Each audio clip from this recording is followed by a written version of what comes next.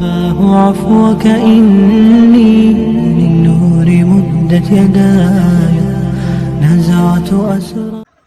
الحمد لله وكفى وسلام على عباده الذين اصطفى خصوصا على أفضلهم وخاتم النبيين وعلى آله وأصحابه وبارك وسلم تسليما كثيرا أما بعد فأعوذ بالله من الشيطان الرجيم بسم الله الرحمن الرحيم إن شانئك هو الأبتر صدق اللہ العظیم.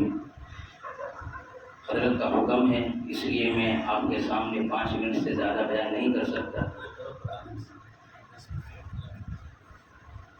حضرت کا موضوع ہے ابھی قربانی کے متعلق، لیکن آج کے حالات کے اعتبار سے میں اپنا موضوع جو ہے حضور اکرم صلی اللہ علیہ وسلم کی شان، نبی پاک صلی اللہ علیہ وسلم پر آج جو لوگ انگلی اٹھا رہے ہیں سستی شہرت حاصل کرنے کے لیے اپنے نام کو بلند کر رہے ہیں، سستی شہرت کے لیے پیسے کما رہے ہیں، تو نبی پاک صلی اللہ علیہ وسلم ایسی ہستی ہے، نبی پاک صلی اللہ علیہ وسلم ایسا اللہ تبارک و تعالیٰ کا دیا ہوا عطیہ ہے کہ ہم ان کے احسانات کو نہیں بھول سکتے. ہر ابتدا سے پہلے، ہر انتہا کے بعد، ہر ابتدا سے پہلے، ہر انتہا کے بعد ذات نبی بلند ہے، ذات خدا کے بعد. اللہ تبارک و تعالیٰ نے دنیا کے اندر بہت سارے انسانوں کو بھیجا، لیکن میرے نبی کی سیرت بھی اعلیٰ. قیامت آ سکتی ہے لیکن میرے نبی کی کوئی سیرت کا مقابلہ کر سکتا ہے نہ کوئی صورت کا مقابلہ کر سکتا ہے. میرے نبی کی سیرت بھی اعلیٰ ہے، میرے نبی کی صورت بھی اعلیٰ ہے. اسی لیے میں اس نوجوان یہاں نوجوان بیٹھے ہوئے ہیں، میں ان کو یہ کہنا چاہتا ہوں اپنے اندر جو ہے غیرت ایمانی پیدا کرے، اپنے آپ کو حضور کے نام کے لیے، حضور کی زندگی کے لیے، حضور کے جو ارشادات ہے اس کے لیے اپنے آپ کو مٹائے، اپنے آپ کو جو ہے کھپائے. اسی لیے علامہ اقبال نے یہ فرمایا تھا کہ محمد سے وفا تو نے تو ہم تیرے، یہ جہاں کیا چیز ہے لوح و قلم تیرے ہے. مجھے ایک بات قرآن کریم کی یہ بات یاد آئی. آپ دیکھیں کہ قرآن کریم کے اندر اللہ تبارک و تعالیٰ جو ہے ہر نبی کو اپنے نام سے پکار رہا ہے، یا موسیٰ، یا یحییٰ، یا زکریا، یا لوط، یا موسیٰ. لیکن جب میرے نبی کی باری آئی تو میرے پیغمبر نبی پاک صلی اللہ علیہ وسلم کے بارے میں اللہ رب العزت فرماتے ہیں یا ایھا الرسل، یا ایھا النبی. سمجھو میرے نبی کی شان کیا ہو سکتی ہے. اللہ نے کبھی اپنے نام کو، کبھی میرے محبوب کے نام کو جو ہے ظاہر نہیں فرمایا، یہی فرمایا یا ایھا المزمل، یا ایھا المدثر. اسی لیے میں آپ کو یہ شان بیان کر رہا ہوں. ہمارے نوجوان تیار ہو جائے، ہمارے نوجوان جو ہے حالات کے سامنے مقابلہ نہیں کر سکتے لیکن کم از کم یہ تو کر سکے کہ ہم ہمارے نبی کی شان بیان کریں گے، چاہے بازار ہو، چاہے جو ہے سڑک ہو، چاہے کالجز ہو، چاہے اسکول ہو. یہی فرمائے، یہی جو ہے پتا پتا ذرہ ذرہ میرے نبی کی شان بیان کر رہا ہے. الف نے کہا اللہ کا رسول آ رہا ہے، با نے کہا بانی اسلام آ رہا ہے، تا نے کہا تاجدار مدینہ آ رہا ہے، تا نے کہا ثروت والا آ رہا ہے، جیم نے کہا جلیل القدر نبی ہے نا وہ آ رہے ہیں، ہاں نے کہا نے کہا حبیب خدا آ رہا ہے، خواہ نے کہا خاتم النبیین ہے نا وہ آ رہے ہیں، دال نے کہا دونوں جہاں کا والی آ رہا ہے، دال نے کہا ذالک الکتاب کہنے والا آ رہا ہے، را نے کہا رحمت للعالمین ہے نا وہ آ رہے ہیں، زا نے کہا زمانے کا امام آ رہا ہے، سین نے کہا ساقی کوثر آ رہا ہے، شین نے کہا شافی محشر آ رہا ہے، صاد نے کہا صادق و امین ہے نا وہ آ رہے ہیں، ضاد نے کہا ضعیفوں کا بابا آ رہا ہے، تو نے کہا طاہر و مطہر ہے نا وہ آ رہے ہیں، ضاد نے کہا جو ہے ضاد نے کہا کہ فکر نہ کریں یہ تو ظلم کو مٹانے والے آ رہے ہیں، عین نے کہا عربی کا تاجدار آ رہا ہے، غین نے کہا غریبوں کا ملجا آ رہا ہے، میم نے کہا محمد رسول اللہ صلی اللہ علیہ وسلم آ رہے، نون نے کہا نبیوں کا امام آ رہا ہے، لام نے کہا لولا کا مخاطب آ رہا ہے، قوف نے کہا جس پر قرآن نازل ہوا ہے نا وہ آ رہا ہے، چھوٹی کاف نے کہا کالی کملی والا آ رہا ہے، میم نے کہا، نون نے کہا نبیوں کا امام آ رہا ہے، واو نے کہا والضحیٰ آ رہا ہے، ہا نے کہا یہ ہادی برحق آ رہا ہے، یا نے کہا یہ سب کو مدینہ منورہ بنانے والے محمد رسول اللہ، کالی کملی والے محمد رسول اللہ صلی اللہ علیہ وسلم آ رہے ہیں۔ دلوں سے غم مٹاتا ہے محمد نام ایسا ہے، دلوں سے غم مٹاتا ہے محمد نام ایسا ہے، نگر اجرے بساتا ہے محمد نام ایسا ہے، کوئی یعقوب سے پوچھے کہ مل گئے یوسف کیسے، کوئی یعقوب سے پوچھے کہ مل گئے یوسف کیسے، یہ بچھڑوں کو ملاتا ہے محمد نام ایسا ہے۔ اللہ کہہ رہے ہیں یہ بندے میرے ہیں، یہ امت تیری ہے، سجود میرے لیے، درود تیرے لیے، قیام میرے لیے، سلام تیرے لیے، اس لیے ان شانئک هو الابتر، اللہ کہہ رہے ہیں آپ کے مخالفین کا نام و نشان مٹ جائے گا، لیکن میرے نبی پیارے محمد عربی صلی اللہ علیہ وسلم کا نام ہمیشہ زندہ رہے گا۔ اس لیے ہم زور سے کہیں اشہد ان لا الہ الا اللہ، زور سے کہیں اشہد ان لا الہ الا اللہ واشہد ان محمد رسول اللہ۔ میں گواہی دیتا ہوں کہ اللہ کے نبی پاک صلی اللہ علیہ وسلم اللہ کے بندے اور اس کے رسول ہے۔ آج دیکھیں حضور کا نام آسٹریلیا میں بولتا ہے، صبح اٹھتے حضور کا نام سنو، جہاں سے آواز آئے گی، جہاں بھی دیکھے میرے نبی کی شان گنگناتے رہتی ہے، چاہے آسمان کے پرندے ہو، زمین کے پرندے ہو، ہواؤں کی فضائیں ہو، لیکن میرے نبی کا نام جو ہے بلند ہی رہتا ہے۔ اس لیے آج کون عہد کرتا ہے کہ میں میرے نبی کی سیرت کو اپناؤں گا؟ یہاں جتنے بھی نوجوان بیٹھے یہ عہد کریں کہ میں حضور کی جو ہے نقل اتاروں گا، حضور جیسا جو ہے لباس پہنوں گا۔ اس لیے علامہ اقبال نے یہ بھی فرمایا تھا جب رب کے سامنے جائیں گے تو ہم کیا بیان کریں گے؟ یہی تو بیان کریں گے یا رب تیرے محبوب کی شواہد لے کے آیا ہوں، حقیقت تو کر دے، میں تو صرف صورت لے کے آیا ہوں۔ ہم صورت تو بنا لے، پولیس والے اپنی وردی میں، ملٹری والے اپنی وردی میں، تم دیکھو آج نوجوانوں کو یہ کہا جاتا ہے میرے نبی کی سیرت اپنا لو، میرے نبی کا چہرہ جو ہے آپ پسند کر لو، تو کہتے ہیں مولانا مجھے کوئی لڑکی نہیں دے گا، مجھے جو ہے کوئی جو ہے سماج کے اندر، میرے رشتہ داروں کے اندر مجھے کوئی نہیں گنے گا۔ نہیں نہیں نہیں، ایسا نہیں ہے۔ آج بھی جو ہے مسلمان بتا دے، امت مسلمہ بتا دے، یہ تمام لوگ یہ عہد کر لے کہ ہم جو ہے محمد عربی صلی اللہ علیہ وسلم کی جو ہے شان گنگناتے رہیں گے، اور جو ہے ظاہر سے بھی مسلمان ہو جائیں گے، باطن سے بھی مسلمان ہو جائیں گے۔ اللہ تبارک و تعالی ہم سب کو نبی پاک صلی اللہ علیہ وسلم کی سیرت، نبی پاک صلی اللہ علیہ وسلم کا تقدس جو ہے بیان کرتے رہنے کی اور اس کو اپنی زندگی کے اندر عمل کرنے کی توفیق نصیب فرمائے۔ وآخر دعوانا ان الحمد للہ رب العالمین۔ الحمد للہ وکفی وسلام علی عبادہ الذین اصطفی، اما بعد۔ واجب التکریم مسلمانہ کی امت، اللہ رب العزت کا شکر ہے، اللہ کا کرم ہے کہ اللہ نے اس فتنے کے زمانے میں دین کی نسبت پر جمع فرمایا۔ میں آپ کو بہت تعجب کی بات بتاؤں کہ ہمارے پاس ہم کہتے ہیں اتنے بیان، اللہ کا یہ بھی ایک احسان ہے کہ اللہ اتنے علماء پیدا کر رہا ہے، اتنے حفاظ دے رہا ہے۔ میں آپ کو سورت ضلع کے ایک گاؤں کا بات رمضان میں تفسیر میں نے شاید سنایا تھا۔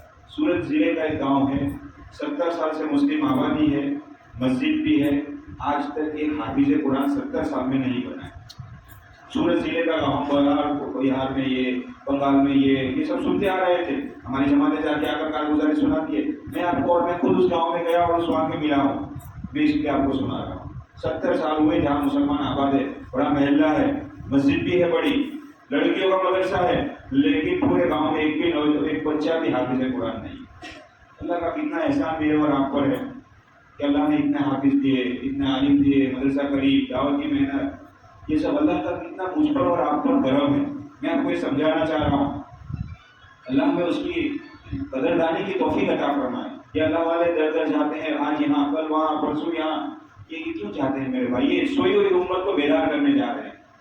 یہ امت اللہ سے بھی دور ہو گئی، نبی سے بھی دور ہو گئی، اور اپنے آخرت کو بھی بھول گئی.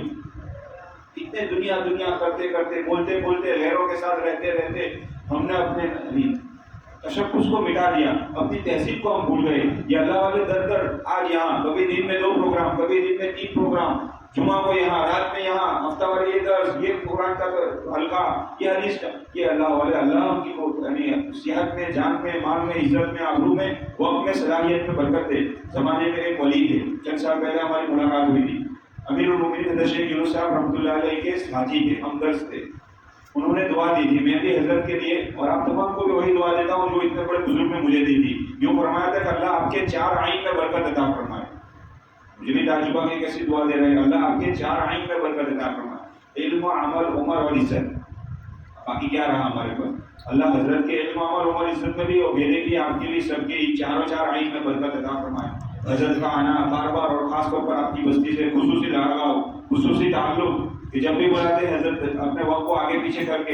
اور آپ کیا سوچ رہے ہیں میرے بھائی؟ ہمیں اندازہ نہیں ہے. صبح جا کر کتاب پڑھانا، ابھی جا کر رات میں جا کر کتاب کا مطالعہ کرنا، اور صبح میں درس پڑھانا.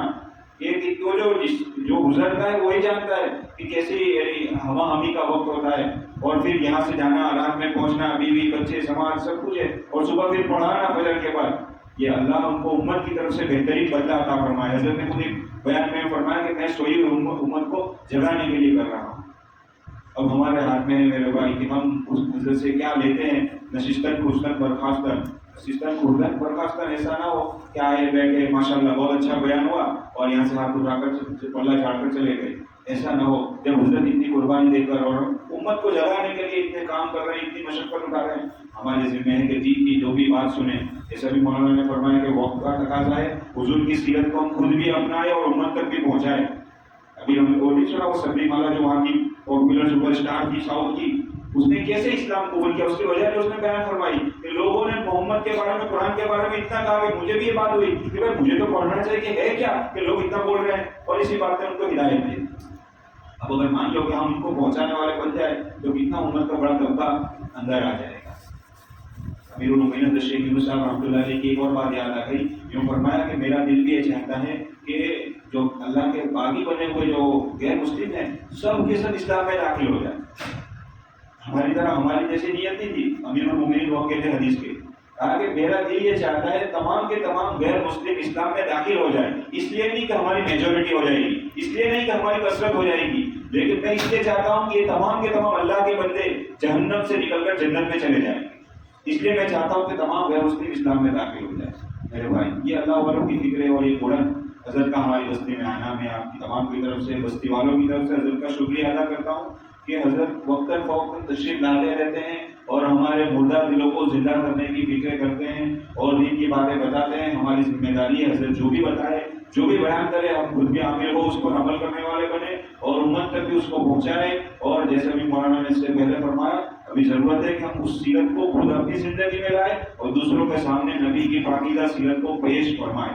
لوگوں کے سامنے ابھی بھی ہم نے حقیقت کا اسلام پیش نہیں کیا. لوگوں نے تو ہمیں وہ گالی والا مسلمان دیکھا اور وہ گندگی والا مسلمانوں کا محلہ دیکھا اور زبان پر ہمیشہ میراث تمام کو گھٹ کے کھاتے ہوئے مسلمان کو دیکھا. ابھی وہ نبی والے سیرت والے مسلمان کو دیکھا نہیں. اگر وہ دیکھ لے تو وہ یوں کہیں گے کہ تم تو کیسے تھے، تم نے ہم تک بھی نہیں پہنچایا اور نہ خود. ہم حاجی عبدالوہاب صاحب تبلیغ کے وقت بڑے پرانے ساتھیوں میں سے گزرے ہیں، وہ یوں فرماتے کہ ہم دروازے پر کھڑے ہیں، نہ خود باہر نکل رہے ہیں نہ کسی کو اندر آنے دے رہے. یہ ہے بات. تو ضرورت ہے کہ ہم خود بھی خود اس علمی کام اسلام میں پورے داخل ہونے کی فکر کریں، کوشش کریں، محنت کریں. زندگی 4 دن کی چاندنی پھر اندھیری رات میں. کب زندگی ختم ہو جائے گی ہمیں کسی کو پتا نہیں ہے. اب جیسے مولانا نے کہا کہ کم از کم نبی کی ایک صورت لے کر جائیں گے، اللہ کی ذات سے امید ہے کہ اللہ اسی پر معاف کر دے گا. اللہ ہم حضرت کی موجودگی میں چند خوشائی کے حضرت کے حکم سے اللہ ہمیں ان کی قدر لانے کی توفیق دے، اس مجلس کی قدر کی توفیق دے، جو باتیں کہی جائے اس پر ہم سب کو عمل کی توفیق عطا فرمائے. الحمد لله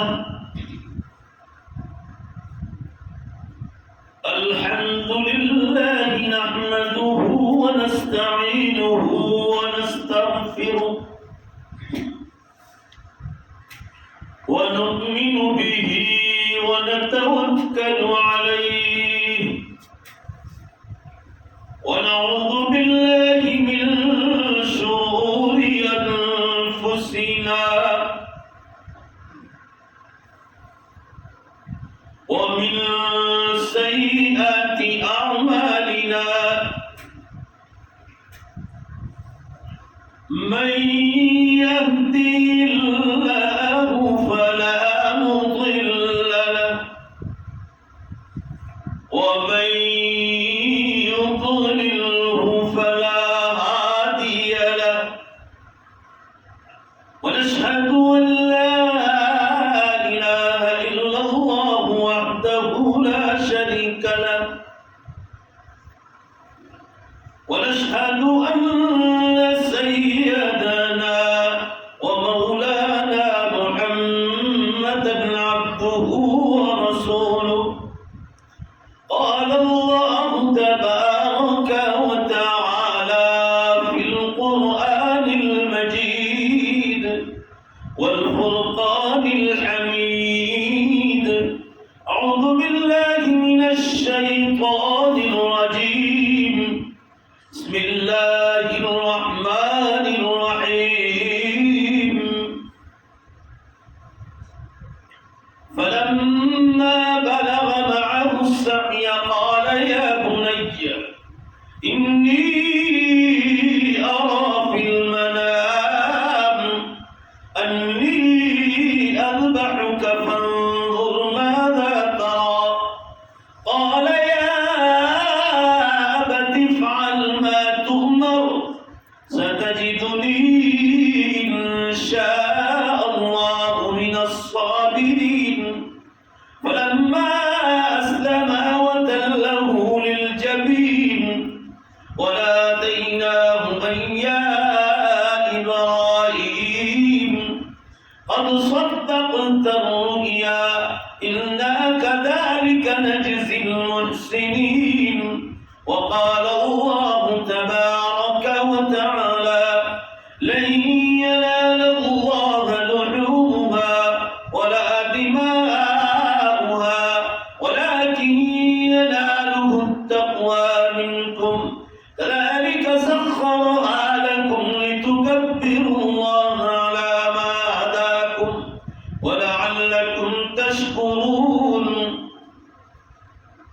وبشر المحسنين وقال الله تبارك وتعالى إن الصفا والمروة من شعائر الله ومن حج البيت واعتمر فلا جناح عليه أن يطوف بهما ومن تطوع خيرا فإن الله شاكر عليم وقال النبي صلى الله تعالى عليه وسلم حينما سأل الصحابة رضوان الله تعالى عليهم أجمعين ما الأضاحي يا رسول الله قال صلى الله تعالى عليه وسلم سنة أبيكم إبراهيم عليه الصلاة والتسليم صدق الله مولانا العظيم وصدق رسوله النبي الأمي الكريم ونحن على ذلك لمن الشاهدين والشاكرين والحمد لله رب العالمين رسول سے بند شریف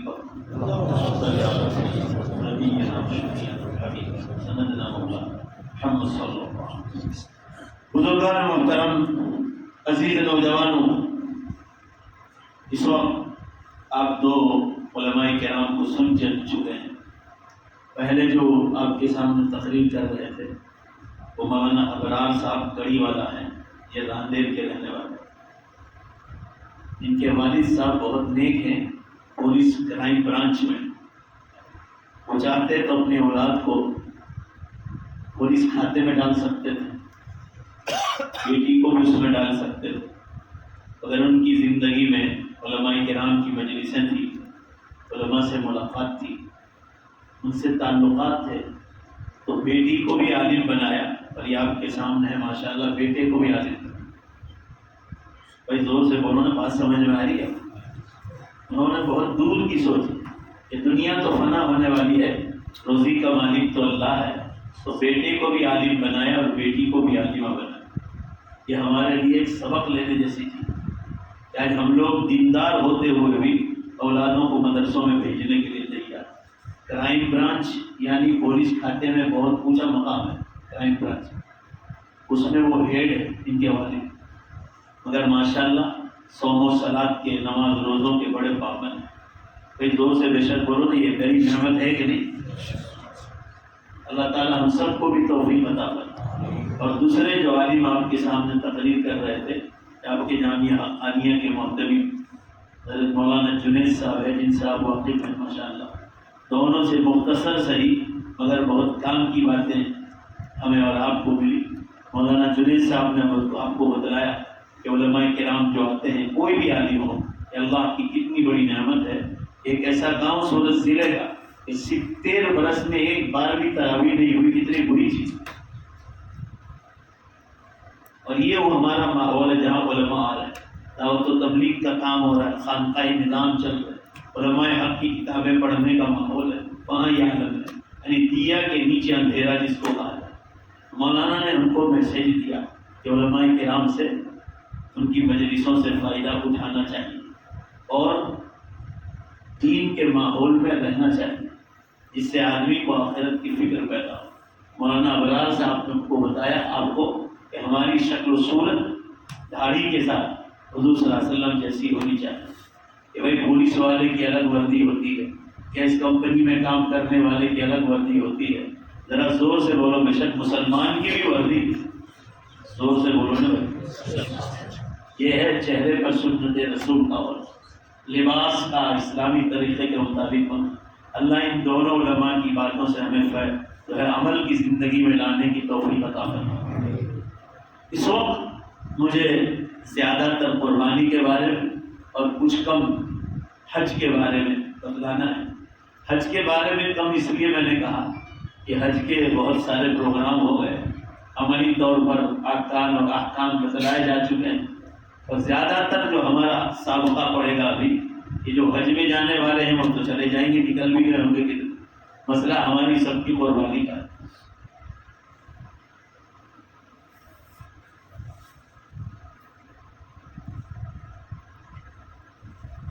قربانی کا اصل قصہ اور ہے، اور امت کے سامنے جو اس کا نقشہ ہے وہ دوسرا ہے. بہت ساری چیزیں امت میں غلط چل رہی ہیں، اس کو زندگی سے نکالنی چاہیے. غلط باتیں امت میں پھیلتی ہیں. حضرت ابراہیم علیہ السلام اللہ کے برگزیدہ نبی گزرے ہیں، جن کو آپ صلی اللہ علیہ وسلم نبیوں میں اپنے باپ سمجھتے ہیں، ابراہیم علیہ السلام. اور ان کی اولاد میں حضرت اسماعیل علیہ السلام پیدا ہوئے، اور آپ صلی اللہ علیہ وسلم فرماتے تھے انا من ولد اسماعیل، میں اسماعیل کی اولاد میں پیدا ہوں. حضرت ابراہیم علیہ السلام کا پہلا نکاح حضرت سارہ علیہ السلام سے ہوا. یاد رکھیں گے، ذرا زور سے بولو، کس سے ہوا تھا؟ سارہ. ایک لمبی مدت تک حضرت سارہ علیہ السلام کے آپ کو اولاد نہیں. اس زمانے میں یہ بالکل صحیح احادیث سے واقعہ سنا رہا ہوں. پخت نصر کر کے ایک بادشاہ تھا، یہ مشرک تھا، مورتی کی پوجا کرتا. اور یاد رکھو اس کے بارے میں تفسیروں میں لکھا ہے کہ زنا کا مشہور تر زنا کا ہے. اچھی خوبصورت عورتوں کی تلاش میں رہتا.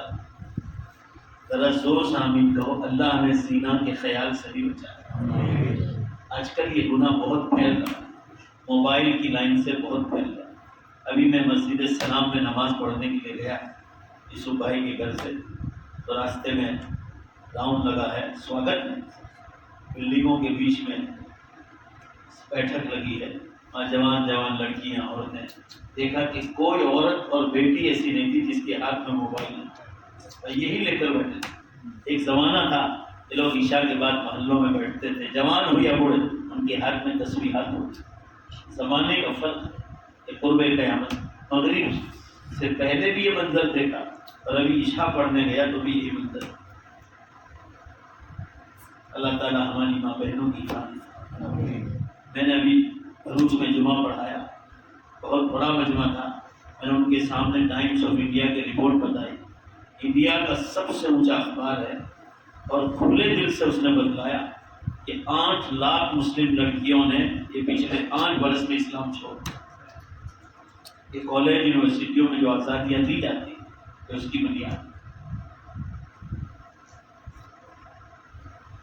چلو مان لو کہ میڈیا والے جھوٹ بولتے ہیں، 8 لاکھ میں سے ایک زیرو نکالتا ہو، اگر 80,000 بھی ہو تو کوئی چھوٹی موٹی تعداد، یعنی فرقت ہو گئی، مت چھوڑ اور غیر مسلموں کے ساتھ رہے۔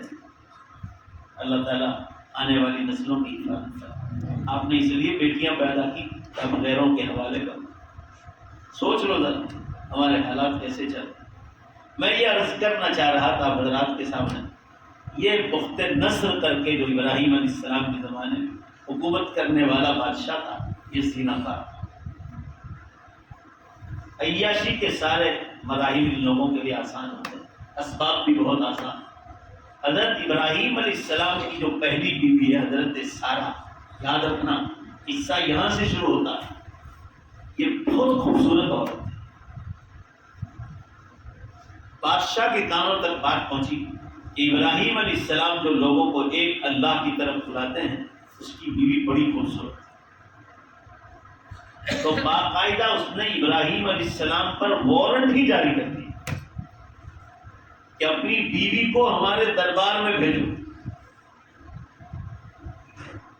یہ بڑا امتحان تھا نبی علیہ السلام کے، حضرت ابراہیم علیہ السلام اللہ تعالیٰ سے دعائیں مانگنے لگے کہ اللہ میں نبی ہوں اور بادشاہ کو اپنی بیوی حوالے کروں، یہ زینہ کاری میں مشہور ہے۔ دعائیں کرتے گئے رات کو وحی آئی اللہ کی طرف سے کہ ابراہیم آپ گھبرائے نہیں، یہ ہماری طرف سے آپ کا امتحان ہے، پریکشا ہے، آپ بھیج دیجئے۔ ابراہیم علیہ السلام کو اللہ نے فرمایا سارا کا بال بھی باقی نہیں ہوگا انشاءاللہ، ان کو بھیج دیجئے بادشاہ کے پاس۔ بھیج دیا۔ حضرت سارہ علیہ السلام سے کہا کہ آپ نے جو دوپٹہ اوڑھا ہے اس کو ہٹا دیجیے۔ یقین مضبوط تھا کہ مجھے کچھ ہونے والا، نبی کے گھر میں سے۔ ابراہیم علیہ السلام نے فرمایا سارہ چلے جاؤ، اللہ کی طرف سے وحی آئی ہے، آپ کا کوئی بال بھی پاکا کرنے والا ہے۔ چنانچہ یقین کے ساتھ یہ بخت نصر بادشاہ نے اپنے خاص کمرے میں بلایا اور ہاتھ لمبا کیا اس پاکیزہ عورت کو ہاتھ لگانے کا۔ حدیث میں ہے اسی وقت ہاتھ پر لقوہ مارا، اسی وقت 1 سیکنڈ ہاتھ کام کرنا بند ہو گیا، شد ہو گیا۔ بادشاہ بخت نصر نے معافی مانگی حضرت سارہ سے، سمجھ گیا کہ کوئی اللہ کی نیک بندی ہے، پاکیزہ عورت ہے۔ حضرت سارہ علیہ السلام نے معاف کر دیا۔ مسلمان تاریخ و سیر میں لکھا ہے کہ اسی دوسری سیکنڈ میں جیسے معاف کیا ہاتھ واپس ٹھیک ہو گیا، مگر اس ظالم پر بھوت سوار تھا زنا کاری کا، دوبارہ ہاتھ مارا، دوبارہ ہاتھ شل ہو گیا، دوبارہ، یہاں تک کہ لکھا ہے 3 مرتبہ کوشش کی بری نیت سے ہاتھ لگانے کی، مگر تینوں مرتبہ میں ہاتھ شل ہو گیا، کام کرنا بند ہو گیا۔ تیسری مرتبہ معافی مانگی، تیسری مرتبہ بھی معاف کر دیا، اور جب معاف کر دیا تو بادشاہ ہمت آ گیا، یہاں میرا بس چلنے والا نہیں، یہ تو پہلی بار یہ قصہ دیکھ رہا ہوں، بہت عورتوں کو ہاتھ مار چکا ہوں مگر کبھی کچھ نہیں ہوا، یہ عورت ایک ایسی ہے کہ کوئی اللہ کی پاکیزہ بنتی لگ رہی۔ سمجھ گیا بادشاہ، کافر بھی تو جانتے ہیں کہ مسلمان کے پاس کتنی نیکی ہے۔ کافر لوگ کتنے اطراف میں ایسے ہیں جو گھروں میں مرغے ذبح کرنے ہوتے ہیں تو مسلمان کے پاس ہی جاتے ہیں، ان کو معلوم ہے اس کے ہاتھ کا ذبیحہ حلال ہے۔ میرے محلے میں دیوا میں میرے پاس بہت آتے ہیں مردہ لیتے میں دعا کر دیتا ہوں بسم اللہ اللہ حلال ہمارے پاس کرتا ان کو معلوم ہے کہ حلال نہیں ہوگا جھٹکے کا کھانا حرام وہ سمجھ گیا تو وہ اللہ کی نیک بندی کرے. اب یہاں سے قصہ ٹن لیتا ہے. بادشاہ حضرت سارا کی یہ کرامت دیکھ کر سمجھ گیا کہ واقعی اللہ والی عورت ہے اور یہ اس کی کرامت ہے. چنانچہ اپنے دربار شاہی میں سے ایک نوجوان دوشیزہ لڑکی جس کو کسی نے کبھی ہاتھ تک نہ لگایا, جو بالغ ہونے کے قریب تھی, مراہق, یہ لڑکی حضرت سارا کو ہدیہ کر دی بادشاہ کہ تیری یہ کرامت دیکھ کر میں تجھے یہ لڑکی ہدیہ کر رہا ہوں, جا تو اپنے گھر لے جا اور اپنی خدمت کرے گا, اس سے میں تجھے خوشی سے لڑکی دیتا ہوں. یہ لڑکی بادشاہ کے یہاں تو جو ہے بادشاہ کے دربار میں رہی. حضرت سارا علیہ السلام لے گئے. حضرت سارا نے حضرت ابراہیم علیہ السلام کو سارا واقعہ سنا کہ میرے ساتھ 3 مرتبہ اس نے پوری نیت کی, اللہ کی طرف سے مدد آئی, اس کے ہاتھ کام کرنا بند ہو گیا, پھر یہ ہمت ہار گیا. یہ لڑکی جو میں لائی ہوں میرے گھر کی خدمت کے لیے دی ہے, ہم اس کو اپنے گھر کا کام کاج کریں. ابھی تک حضرت ابراہیم علیہ السلام کو حضرت سارا علیہ السلام سے اولاد نہیں. یہ لڑکی حضرت ابراہیم علیہ السلام کے گھر میں پل رہی اور پڑھ رہی. اب یہ عمر لائق ہو گئی تو اللہ نے وحی بھیجی. ابراہیم پہلا ہی امتحان حضرت ابراہیم علیہ السلام کا ہو گیا. حضرت سارا کا بادشاہ کے سامنے جانا. یہ لڑکی آ گئی. اب یہ لڑکی جب بالغ ہو گئی, حضرت سارا سے آپ کو کوئی اولاد نہیں تھی, اللہ نے حکم بھیجا وحی کے ذریعے, ابراہیم آپ یہ جو لڑکی آپ کے گھر میں آئی خدمت کے لیے, ہمارا فیصلہ ہے کہ آپ ان سے نکاح کریں. آپ نکاح کریں. یہ تھی حضرت حاجرہ. زور سے بولو سب مل کر, یہ تھی کون؟ حضرت حاجرہ, جن کے ساتھ زمزم کا قصہ مشہور. حضرت ابراہیم علیہ السلام منع کر رہے تھے کہ اللہ لوگ کیا کہیں گے کہ اپنے گھر میں جو کام کرنے والی تھی, خدمت کے لیے آئی تھی, اسی سے نکاح کر. اللہ نے فرمایا آپ گھبراؤ نہیں, لوگ کیا کہتے ہیں, حکم کس کا ہے یہ دیکھو. بات ختم ہو رہا ہے. آپ صلی اللہ علیہ وسلم کا بھی ایک قصہ قرآن پاک میں ایسا ہی. حضرت زید بن حارثہ آپ کے آزاد کردہ غلام تھے. آپ نے اپنی پھوپھیزاد بہن سے ان کا نکاح کرایا. حضرت زینب بنت جہش رضی اللہ تعالیٰ عنہ, وہ لمبا قصہ ہے. آپ صلی اللہ علیہ وسلم کو حکم آیا کہ حضرت زید جب طلاق دے دے تو آپ کو حضرت زینب سے نکاح کرنا. تو آپ صلی اللہ علیہ وسلم منع کر رہے تھے کہ اللہ لوگ کیا کہیں گے کہ اپنے منہ بولے بیٹے کی بیوی سے شادی کر لی. اللہ نے فرمایا آپ کو یہ نہیں دیکھنا ہے کہ کون کیا کہے گا, پورا مجمع زور سے بولو, یہ دیکھنا ہے کہ اللہ کیا کہے. یہی چیز ہے آج ہماری زندگیوں میں, یہی بات ہے, لوگ کیا کہیں گے, لوگ کیا کہیں گے, مگر وہ یہ نہیں سوچتا کہ اللہ کیا کہہ رہا ہے, زندگی کس طرح گزارنی چاہیے, اللہ کے کہنے کے مطابق زندگی گزارنی چاہیے. یہ جو لڑکی گھر میں خدمت کے لیے بادشاہ نے دی تھی, یہی حضرت حاجرہ, ان سے نکاح ہوا اور اللہ نے پہلے ہی برس بیٹا کا فرمایا, ان کا نام اسماعیل رکھا. یہی اسماعیل کی اولاد میں تاجدار مدینہ, زور سے پڑھو, جناب محمد رسول اللہ صلی اللہ علیہ وسلم تشریف لائے. آپ صلی اللہ علیہ وسلم فرماتے تھے انا من ولد اسماعیل, حضرت اسماعیل کی اولاد میں پیدا ہو. اب یہ دونوں بیویاں ہو گئی, ساتھ رہنے لگی. دونوں کی دلوں میں اتار چڑھانا ہے, شوقن بن گئی. اس سے پہلے اللہ نے وحی بھیجی. ابراہیم, حاجرہ اور اسماعیل کو 2 امتحان ہو گئے, یہ تیسرا امتحان. حاجرہ اور اسماعیل کو لے کر مکے چلے جاؤ, عراق سے مکہ جاؤ, اور وہ لقودق میدان میں وہاں چھوڑ کر آؤ. ابراہیم علیہ السلام حضرت سارہ کو چھوڑ کر ہاجرہ اور اسماعیل کو لے کر دودھ پیتے بچے کو لے کر مکے کی طرف روانہ۔ مسلمانوں ذرا تو سوچو، بیل گاڑی نہیں، اونٹ گاڑی نہیں، پلین نہیں، ٹرین نہیں، بس نہیں، بس راستے تو طے کرتے جاتے، کیسے کیسے خونخوار قسم کی درندے چرندے اگر اللہ کے نام پر نکلتے۔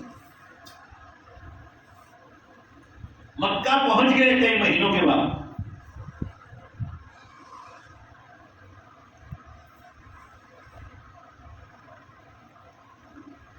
اب کیا کریں؟ اللہ کا حکم ہے کہ ہاجرہ اور اسماعیل کو چھوڑ کر واپس اپنے وطن میں چلے جاؤ، حضرت سارہ کے پاس۔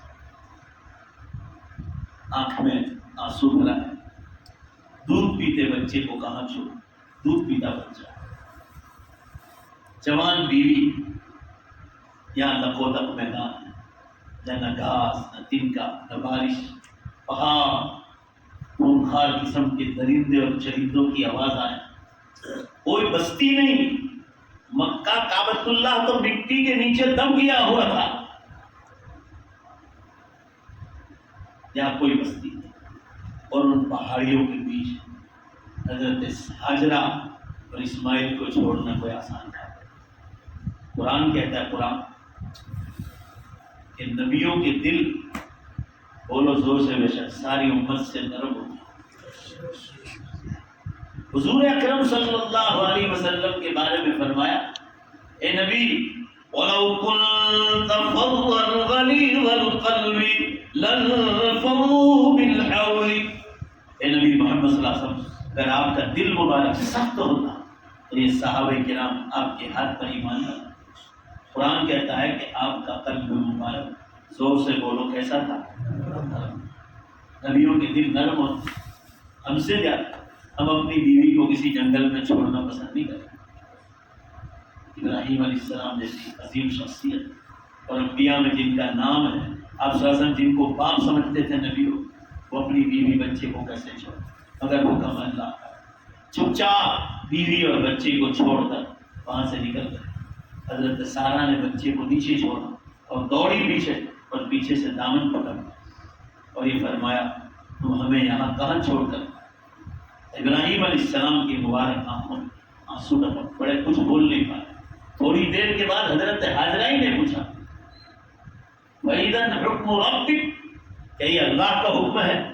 فرمایا جی ہاں بے شک۔ اتنا ہی بولے، جی ہاں بے شک اللہ کا حکم۔ تو حضرت ہاجرہ بولی، فَإِذًا لَا يُضِيعُنَا، حدیث کے الفاظ میں ہے کہ اگر یہ اللہ کا حکم ہے، اس میدان میں اکیلے چھوڑنا ماں اور بیٹے نو، ایمان تو دیکھو۔ فرمایا تب تو اللہ ہمیں اس میدان میں ضائع اور برباد نہیں کرے۔ ساتھ لیے تھے چند کھجور اور پانی کا ایک چمڑے کا مشکیزہ، اس کے سوا کچھ نہیں۔ کتنے دن چلتا تو کتنے دن چلتا، بس ایک وقت ہوا کہ وہ کھجور بھی ختم ہو گئی، وہ پانی بھی ختم ہو گیا، بچہ دودھ پی رہا۔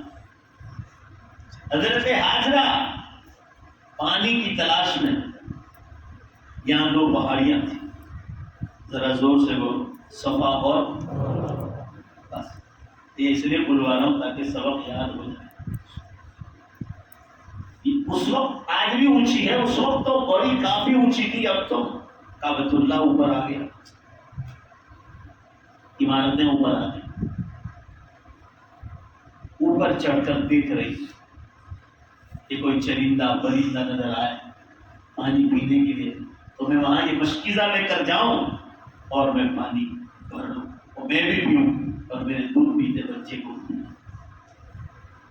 بخاری شریف کتاب الانبیاء میں یہ روایت ہے کہ حضرت ہاجرہ ادھر صفا اور مروہ پر دوڑ لگا رہی، اوپر سے دیکھ رہی ہے کہ کہیں پانی کی تلاش مل جائے۔ ادھر صفا مروہ کے بالکل سامنے حساب رحمت کے سامنے بھی ایک چھوٹی سی ٹیکری تھی، یہاں ایک جھاڑ تھا، ایک قصہ بخاری شریف میں، اس جھاڑ کے نیچے حضرت اسماعیل علیہ السلام کو سلایا۔ ادھر صفا مروہ، ادھر وہ جھاڑ، اور بیچ میں اللہ کا گھر کعبۃ اللہ۔ یہ یاد رکھنا، بخاری شریف میں یہ قصہ ہے، من گھڑت کہانی الگ چیز ہے اور رسول اللہ صلی اللہ علیہ وسلم جو بیان کرے وہ بالکل صحیح۔ ادھر صفا مروہ ہے، وہ دوڑ لگا دی، بیچ میں کعبۃ اللہ ہے اور اس سائڈ پر وہ جھاڑ ہے جہاں حضرت اسماعیل کو سویا ہے۔ یہ بخاری شریف کتاب الانبیاء میں روایت ہے۔ اس قصے کو میں نے اپنی جلالین کی شرح میں جو ہے خطبے میں نقل کیا ہے کہ امت میں یہ بات غلط چل پڑی ہے کہ حضرت اسماعیل کو زمزم کے پاس سلایا تھا، بالکل غلط بات، کہیں لکھا نہیں ہے۔ ادھر تھا، ادھر پہاڑ کے پاس ایک جھاڑ تھا جہاں نیچے سلایا۔ اب یہ صفا مروہ پر دوڑ لگا، صفا پر دیکھا کچھ نظر نہیں آیا، دوڑتی ہوئی مروہ پر گئی، جوان عورت مروہ پر دیکھا، چاروں طرف دیکھا کہیں پانی نظر آ جائے نہیں، پھر واپس صفا پر آئی، پھر مروہ، پورا مجمع زور سے بولو، اس طرح کتنے چکر لگا، مگر کہیں پانی کا راستہ نظر نہیں آیا، وہ مشق خالی پڑا۔ اب یہ پریشان ہو گئی، یہ حدیث کا قصہ سنا رہا ہوں جو آپ صلی اللہ علیہ وسلم کی زبان مبارک سے نکلا۔ اب یہ بچے کو دیکھنے کے لیے جا رہی ہے، اتنی دیر ہو گئی، کہیں میرا بچہ پیاس کے مارے پریشان تو نہیں ہو گیا، کہیں جان تو نہیں نکل گئی۔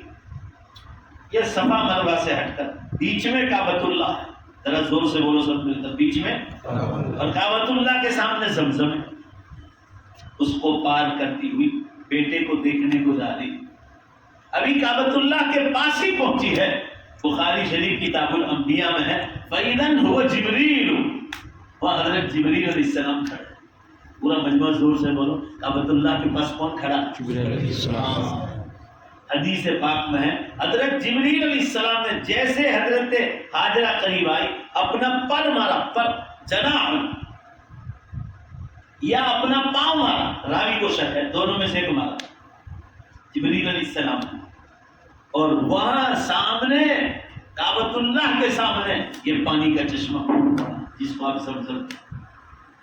حضرت ہاجرہ اس کی مونیر بنانے لگی، زمین کچی تھی، مٹی کی مونیر کو ناؤن بنانے لگی کہ قدرتی طور پر یہ پانی اندر اترتا چلا اور زمزم کا کنواں بن گیا۔ خود نے بھی پیا پہلے اور مشق بھرا، اور اس کو لے کر اب جا رہی ہے اپنے بیٹے کو حضرت اسماعیل کو دیکھ۔ اللہ کرے آپ بات کو سمجھو میری بھائی، سمجھ میں آئی؟ تو پانی کون سے فرشتے کے پر مارنے سے ہوا بولو؟ یہ حدیث میں آیا ہے۔ تو اللہ کے رسول فرمائے وہ صحیح ہے، زور سے بولو، یا ہمارے گھروں میں جو کہانیاں چل رہی وہ صحیح بولو، زور سے بولو بھائی، اللہ کے رسول جو فرمائے۔ اب حضرت ہاجرہ دیکھنے گئی، یہ بات سچی ہے کہ میرے بچے کی جان تو نہیں نکلتی، اور یہ بھی حدیث میں کہ وہ پاؤں رگڑ رہا تھا بچہ حضرت اسماعیل، پاؤں اس لیے رگڑ رہا تھا اس کو پیاس لگی، بس وہ پاؤں رگڑ رہا تھا نا۔ یہاں سے تاریخ اور اتہاس کاروں نے غلطی کر لی کہ وہ پاؤں کی رگڑ سے زمزم نکلا، زمزم وہاں کا نکلا، وہ تو دور پہاڑی پر تھے، زمزم تو کعبۃ اللہ کے سامنے نکلا۔ اب لوگ زور سے نہیں بولو گے تو میں آگے نہیں چلوں گا، میری بات سمجھ میں آ رہی ہے؟ زمزم تو بالکل کعبۃ اللہ کے سیدھے میں نکلا ہے، کعبۃ اللہ کے قریب۔ اس نے پانی پی لیا، مشق بھر لیا، اس کے بعد بچے کو دیکھنے وہ جھاڑ کے نیچے جا رہی ہے، فضا بے رحمت کی طرف ہے، وہ پہاڑی کے پاس، وہ بھی ایک چھوٹی سی پہاڑی۔ تو دیکھا بچہ پاؤں رگڑ رہا، وہ پاؤں کی رگڑ سے لوگوں نے زمزم کو ملا دیا، غلط بات۔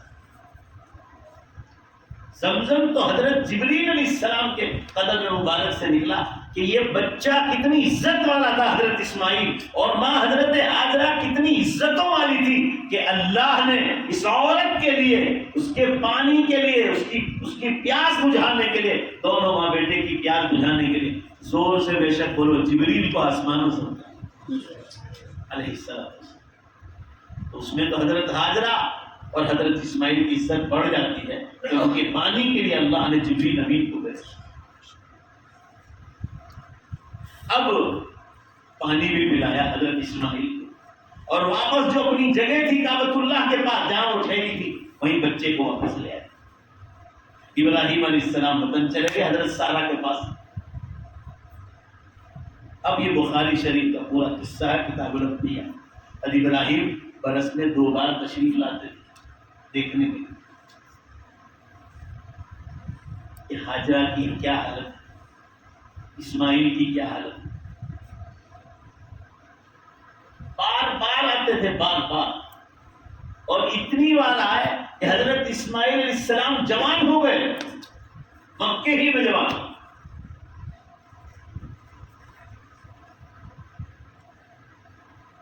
بالغ ہو گئے. اس زمانے میں شادیاں بہت جلدی ہو جاتی، بہت جلدی شادیاں ہو جاتی.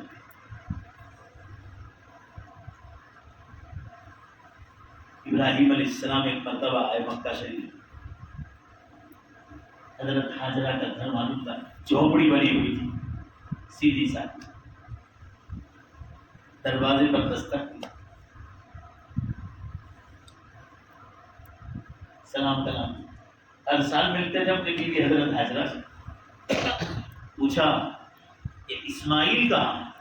اپنے بیٹے اسماعیل کی بات. کہا ان کی شادی ہو گئی. باپ سے کہا جا رہا ہے شادی ہو گئی. کہاں ہے؟ کہا وہ پہاڑی پر رہتے ہیں. ابراہیم علیہ السلام وہاں گئے، دروازے پر دستک دی. اب بیٹا ہے اور بہو بھی ہے. سلام کیا، اندر سے جواب آیا، کوئی جوان لڑکی باہر آئی. پوچھا اسماعیل کہاں ہے؟ تو جواب ملا کہ لکڑی کاٹنے گئے ہیں. یہ قصہ بخاری شریف ہے. پورا مجمع زور سے بولو، کہاں گئے ہیں؟ لکڑیاں کاٹنے جاتے تھے. کبھی 40-50 برس پہلے ہم لوگ سبھی جاتے تھے، ہمارے باپ دادا. آج بھی غریب لوگ جاتے ہیں، جانے والے لکڑیاں کاٹتے اور پھر بیچتے ہیں بازاروں. اور لکڑی کاٹنے گئے. کہا کب آئیں گے؟ کہا شام کو آئیں گے. کہا آپ کون ہیں؟ وہ لڑکی سے پوچھا. کہا میں اسماعیل کی بیوی ہوں. اچھا. کہا اسماعیل جب آ جائے، حضرت ابراہیم علیہ السلام فرمایا، کہا میرا سلام کہنا اور کہنا کہ تیرے گھر کی چوکھٹ کو بدل دینا. وہ لڑکی سمجھ نہیں پائی. ابراہیم علیہ السلام اپنے بیٹوں کو کہلوا رہے جو اللہ کا نبی بننے والا حضرت اسماعیل علیہ السلام. کہہ دیا. وہ آئے تو بھائی کوئی بوڑھے آدمی آئے تھے، سلام کہہ کر گئے اور کہا کہ گھر کی چوکھٹ کو بدل دیں. انہوں نے پوچھا کہ تجھے خبر ہے کون؟ کہا نہیں، یہ میرے والد حضرت ابراہیم علیہ السلام. اچھا. مگر یہ نہیں کہا کہ چوکھٹ سے کیا مطلب. وہ عورت بد اخلاق تھی، مطلب اس میں دین کی کمی تھی، اور اللہ نے حضرت ابراہیم علیہ السلام کو وحی کے ذریعے خبر دے دی تھی کہ یہ عورت اسماعیل کے لیے ٹھیک نہیں، اس میں دین کی کمی. چوکھٹ بدل دینا مطلب اس عورت کو طلاق. اس میں بھی دیکھو نبیوں کی تعلیم، دیکھو کتنی حکمت سے کام کیا تھا. اس لڑکی کو ڈائریکٹ یہ نہیں کہا کہ تجھے روانہ کرنے کی ضرورت ہے. گجرات والے مجھے میرے پاس بہت قصہ ہے. کبھی ایک جگہ سے اتنی ہنسی آتی، لوگ ایسے ان کے باوڑیا نا جھوٹا جبھی آگے کیسے ان کے مانا کر کیسے کیسے بات بول. یہ نبوی تعلیم کے خلاف ہے. زبان اچھی ہونی چاہیے. حضرت ابراہیم علیہ السلام نے کتنے بہترین حکمت سے کام لیا تاکہ اس لڑکی کا دل نہ دکھے، اور کہا پورا مجمع زور سے بولو، کیا بدل دینا؟ چوکھٹ بدل دینا. کیوں؟ ابراہیم علیہ السلام نے ایک دوسرا بیچ میں اس لڑکی کو سوال کیا تھا کہ گھر کے حالات کیسے ہیں؟ اب بہت خراب چل رہا. اب کیا؟ کبھی صبح کو کھانا ملتا ہے تو شام کو نہیں ملتا، اور شام کو ملتا ہے تو ہم کو صبح کو نہیں ملتا. یہ قصہ بخاری شریف میں ہے. تو حضرت ابراہیم علیہ السلام سمجھ گئے کہ گھر میں کھانے کی تکلیف ہے، اور یہ بے برکت عورت ہے جس کے اندر دین نہیں، جس کے اثرات گھروں میں بھی پڑتے.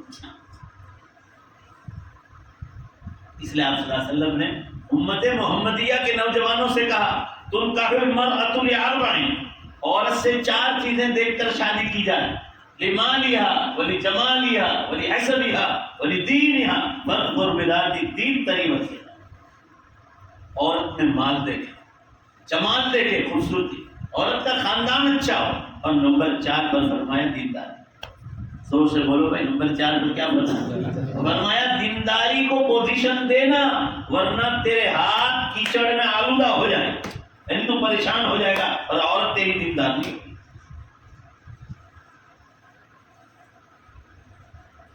عورت دیندار نہیں ہوگی تو پریشان۔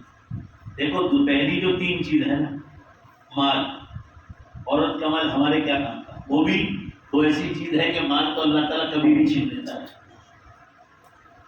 کبھی سر پر قرض آ گیا، ابھی انگلینڈ لیسٹر میں ایک ساتھ میں رہتے، کی چیز کی فیکٹری تھی، تقریباً 100 کے قریب آدمی کام کرتے۔ ابھی ان کا حال ایسا ہے، وہ مجھے سنا رہے تھے کہ مولانا میں دوسرے کی فیکٹری میں کام کرتا، 100 آدمی کام کرتے تھے، سنو، اور یہاں آتے تھے، ہم کس وقت ٹھاٹ سے رہتے تھے، حالات آ گئے، اب وہ فیکٹری میں کام کرنا ہے، تو مال تو اللہ تعالیٰ زندگی میں بھی چھین لیتا ہے۔ جمال، خوبصورتی، چہرے پر کوئی ایسے دانے ڈالتے یا بیماری، زور سے بے شک بولو، خوبصورتی بھی ختم ہو سکتی، بولو بھائی ہے کہ، اور گھر میں گھر والوں نے ایسا کوئی گناہ کیا کہ پورے خاندان کی عزت میں نالے میں پڑتا ہے، تو خاندان کی عزت تو یہ بھی ختم ہو سکتا ہے۔ مگر آپ صلی اللہ علیہ وسلم نے امت کے نوجوانوں سے فرمایا فَاظْفُرْ بِذَاتِ الدِّينِ، دین کو مت چھوڑنا، یعنی عورت میں ہر حال میں دینداری دیکھو، خوبصورتی میں بھی دینداری باقی رہے گی، کالی ہو تب بھی دینداری باقی رہے گی، مالدار ہو یا غریب ہو، دینداری ہر حال میں باقی رہے گی۔ بولو زور سے بے شک، دینداری کو کوئی ختم نہیں کر سکتا، ہر حال میں باقی، خاندان اچھا ہو نہ ہو، دینداری ہر حال میں باقی۔ حالات آ جائے، پیسے تھے تب آپ کے نکاح میں تھی، پیسے نہ ہو تو آپ کو بھی چھوڑ کے چلی جائے، ایسی عورت دیندار نہیں کرتی۔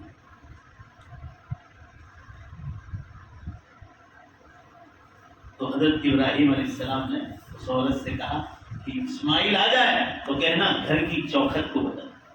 یہ عورت بے برکت تھی کیونکہ اس کی زندگی میں اعمال نہیں تھے، لہذا برکت نہیں تھی، تو اشارہ فرما کہ اس عورت کو تو ہٹا۔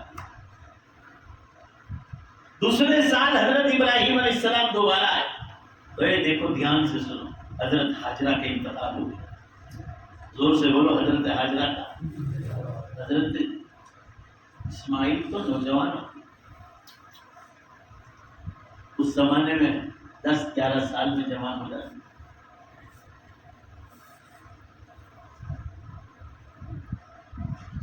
وہاں حضرت ہاجرہ نہیں چوپڑی ہوئی،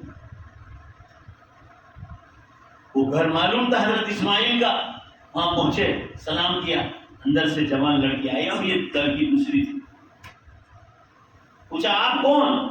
کہا میں فلاں قبیلے کی عورت ہوں، ان کی لڑکی ہوں۔ کہا یہاں جو آدمی رہتے ہیں وہ کہاں ہے؟ اسماعیل۔ کہاں؟ جی ہاں۔ کہا وہ لکڑی کاٹنے روزی کمانے۔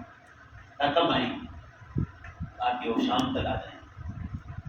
کہا اسماعیل آ جائے تو میرا سلام کہنا، اور ان کو کہنا ایک بوڑھے آدمی آئے تھے، سلام کہہ کر گئے، اور یہ کہا کہ یہ چوکھٹ جو ہے اس کو باقی رکھیں، اس چوکھٹ کو باقی۔ مطلب کیا تھا؟ یہ عورت دیندار ہے، زور سے بولو، اس کو طلاق مت دے، یہ چوکھٹ باقی ہے، یہ دیندار عورت ہے۔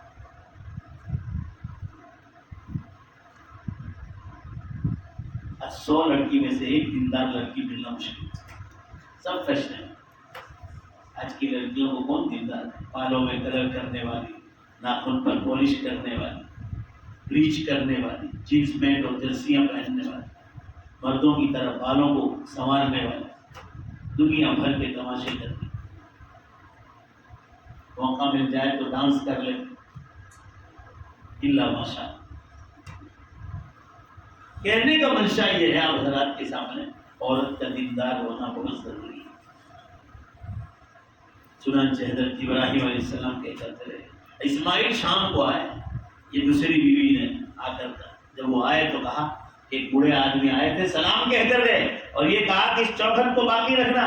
حضرت اسماعیل نے فرمایا ان سے کہ تمہیں معلوم ہے یہ کون تھے؟ کہا نہیں، اے ہمارے والد حضرت ابراہیم علیہ السلام۔ اور چوکھٹ باقی رکھنے سے مراد یہ ہے کہ تو دیندار عورت ہے، تجھے طلاق نہ دوں جیسے میں نے پہلی والی کو طلاق دیا، تیری تعریف کر کے تو دیندار ہو. یہ قصہ ہوا. اس کے بعد یہ تیسرا امتحان پورا ہوا. اس کے بعد اللہ تعالیٰ نے آپ کو جب وہ بالغ ہو گئے اور شادی ہو گئی تب جا کر فلما بلغ معه السعي قال يا بني اني ارى في المنام. حضرت ابراہیم علیہ السلام کو خواب میں بتلایا گیا کہ اپنے بیٹے کو اللہ کی راہ میں دعویٰ کر. سعی سے مراد روزی روٹی کمانے لگے, اس کی کوشش کرنے لگے, بالغ ہو گئے. اس وقت اللہ نے خواب پڑھا. ابھی میں آپ کو اور دلیل بتلاؤں گا کہ عمر بڑی تھی. اس کے بعد قربانی کا حکم. خواب آیا, پہلی رات کو خواب آیا, یوم الترویہ, شک کا دن, کہ آیا خواب اللہ کی طرف سے ہے یا شیطان کی طرف سے. دوسرے دن واپس یہی خواب آیا کہ یوم عرفہ تھا. عرفہ کے معنی پہچان لینا, اللہ کی طرف سے پہچان گئے کہ واقعی یہ خواب اللہ ہی کی طرف سے. دوبارہ بھی یہی خواب آیا, اپنے بیٹے کو اللہ کی راہ میں ذبح کر. 10ویں کا دن یوم النحر تھا, قربانی کا دن. تو اللہ کے نام پر کھڑے ہوئے, وہاں گئے مکہ شریف اور بیٹے سے کہا کہ اسماعیل, مجھے اللہ کی طرف سے حکم ملا کہ میں آپ کو اللہ کی راہ میں ذبح کروں. فلما بلغ معه السعي قال يا بني إني أرى في المنام أني أذبحك فانظر ماذا ترى. آپ کی کیا رائے ہے اس بارے میں؟ لوگ کہتے ہیں 5 برس کا بچہ تھا, کوئی کہہ رہا 6 برس. بھائی پورا مجمع جواب دو. چھوٹے بچے کو کہے کہ میں تجھے ذبح کر رہا ہوں, بولو بھائی روئے گا کہ نہیں روئے گا؟ بھائی بولو نا زور سے. یہ تو بڑا بچہ نکاح ہو گیا ہے, اور اللہ تعالیٰ امتحان لے نا تو چھوٹے بچے کی امتحان نہیں لے گا, جوان بچے کی قربانی چاہتا. اور ابراہیم علیہ السلام اور اسماعیل علیہ السلام کو جو مکالمہ ہے قرآن میں, اس سے تو اندازہ لگاؤ کہ کیا چھوٹا بچہ ایسا جواب دے سکتا ہے. 5 برس کا بچہ لوگ کہہ رہے. قال يا بني إني أرى في المنام أني أذبحك فانظر ماذا ترى. تیری کیا رائے ہے؟ تو اسماعیل السلام نے کیا جواب دیا, ذرا سوچو اور پھر اندازہ لگاؤ کہ کتنی بڑی عمر. قال يا أبتي, اے میرے ابا, افعل ما تؤمر. ان کا بیان تو دیکھو, اس سے اندازہ لگتا ہے کہ عقل مند بچہ ہے, جوان ہے. افعل ما تؤمر, تو کر لے وہ کام. اے ابا جان آپ کر لیجئے وہ کام جس کا حکم دیا گیا. ستجدنی انشاء اللہ من الصابرین. آپ مجھے قریب انشاءاللہ صبر کرنے والوں پہ پاؤ. اب جواب دو بھائی, اتنا لمبا چوڑا کلام کوئی چھوٹا بچہ بول سکتا ہے؟ بولو بھائی. بڑا ہے بچہ, بالغ ہو گیا, شادی ہو چکی. فلما اسلما وتلہ للجبین, اور جب دونوں باپ بیٹے تیار ہو گئے اور ان کو سینے کے بل, پیشانی کے بل نیچے سلا دیا. ونادیناہ ان یا ابراہیم, اور جب چھری چلائی, چھری نے کام ہی نہیں. اتنے لوگ کہتے ہیں کہ اس پر نیچے پیتل آ گیا. بھائی اللہ تعالیٰ کے پیتل کا محتاج ہے, وہ تو حکم کرتے چھری لاکھ تیز تیز چلاؤ, کچھ بھی نہیں ہوتا. حضرت ابراہیم علیہ السلام ہی کو آگ میں ڈالا تھا نمرود, مگر آگ نے کام ہی نہیں کیا. اللہ کا حکم تھا, ٹھنڈی کر دی تھی. وہی آگ کو جس کی صفت کرم ہے, اس کی صفت ٹھنڈی بنا دی تھی. کہ اللہ کی طاقت. زور سے بولو بے شک اللہ ہر چیز پر قدرت کا مالک ہے. یہ ہمارا ایمان ہے. تو چھری نہیں چلی, اور کوشش کی, الٹا لٹایا اور پھر چلا, پھر بھی جنت سے جانور بھیجا میں نے اور اس کو ذبح کرنے کا حکم. قد صدقت الرؤيا انا كذلك نجزي المحسنين. تو نے اپنے خواب کو سچا کر دکھایا. ہم ذبح کروانا نہیں چاہتے تھے, ہم تو صرف تیری پریکشا کرنا ہے. اس امتحان میں, 5ویں امتحان میں بھی حضرت ابراہیم علیہ السلام کامیاب ہو, جنت سے میڈا آیا. ابراہیم علیہ السلام نے پڑھا اللہ اکبر اللہ اکبر. اسماعیل علیہ السلام پڑھے لا الہ الا اللہ واللہ. حضرت ابراہیم علیہ السلام دوبارہ بولے اللہ اکبر وللہ. اللہ تعالیٰ نے حضرت ابراہیم علیہ السلام کو یہ 5 امتحان میں کامیاب کیا.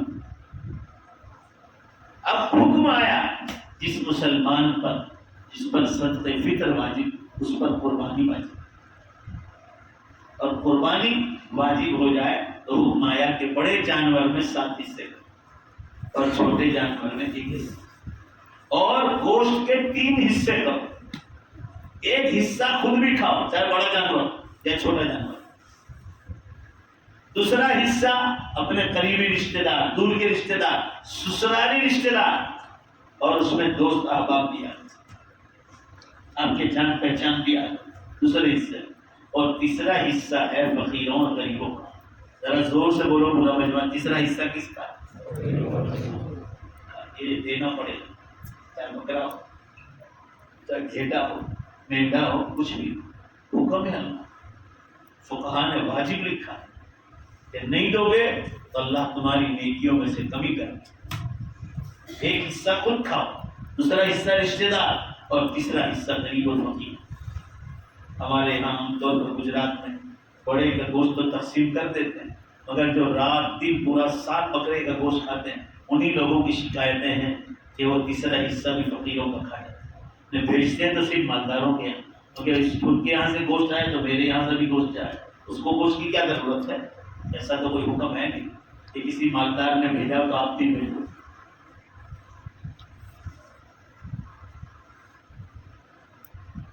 میں اکثر یہ قصہ سناتا ہوں، خود میرے ساتھ ایسا ہوا۔ بقرعید کو 4 دن باقی تھے، بڑودا گیا تھا بیان، 4 ہی دن باقی، 4 دن بعد بقرعید آنے والی، بڑودا میں میرا بیان تھا، اور دسترخوان پہ بیٹھے تھے، جس نوجوان کے کھانا کھا رہا تھا وہ کھاتے کھاتے کہنے لگے کہ مولانا آپ بہت خوش قسمت آدمی ہے۔ میں نے کہا کیا ہوا؟ آپ کو معلوم آپ کس چیز کا گوشت کھا رہے ہیں؟ میں کہا نہیں، میں چوکا کہیں مور یا ہرن تو مار کے نہیں لایا، مجھے بھی مصیبت میں پاؤ۔ کہا نہیں ایسی کوئی بات نہیں، کہا یہ گزشتہ سال جو قربانی کا گوشت ہے نا وہ بکرے کا گوشت کھاتے، 4 دن باقی تھے، اور کہا ایک ٹانگ تو ابھی اندر کی میرے پاس ابھی موجود ہے۔ میں نے اس سے پوچھا، اللہ گواہ ہے جھوٹ نہیں بول رہا ہوں، سچا قصہ۔ میں نے کہا ابھی وہ ٹانگ باقی ہے نہیں بکری تک، تو کتنے بکرے کھاتے تھے؟ کہ 4۔ میں نے کہا 4 میں سے 1 حصہ غریبوں فقیروں کو دینا تھا، تجھے دیا تھا کہ نہیں؟ مجھے تو خبر ہی نہیں، خود کا کھانے کا حصہ خبر ہے۔ آپ سوچو تو صحیح، آسی گوشت کھلا رہا ہے 1 سال کا، کہہ رہے آپ بہت خوش قسمت ہیں۔